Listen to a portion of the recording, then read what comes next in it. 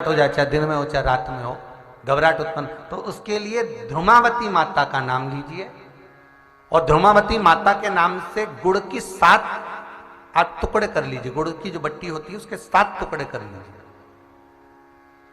और ध्रुमावती माता के नाम से जहां पर गौरी और शंकर दोनों विराजमान हो, गौरी और शंकर का मंदिर यदि आप दर्शन करेंगे तो शंकर भगवान का जहां शिवलिंग हो और शिवलिंग के साथ में पार्वती जी शंकर के साथ नीचे ही बैठी हो, सामने दीवार पर या ऊंचाई पर ना।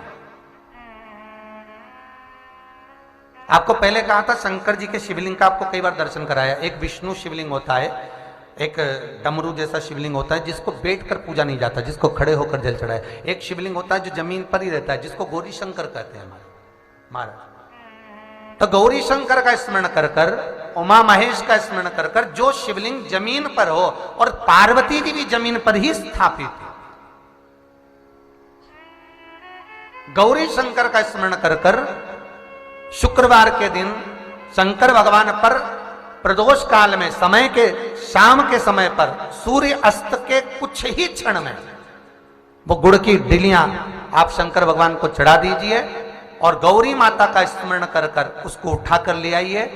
जिस दिन उठाकर लेकर आए, शनिवार, रविवार, सोमवार, मंगलवार, ऐसे 7 दिन लगातार दरवाजे के बाहर उसी शिव मंदिर के द्वार पर बैठकर आप वो गुड़ की डली को खा लीजिए।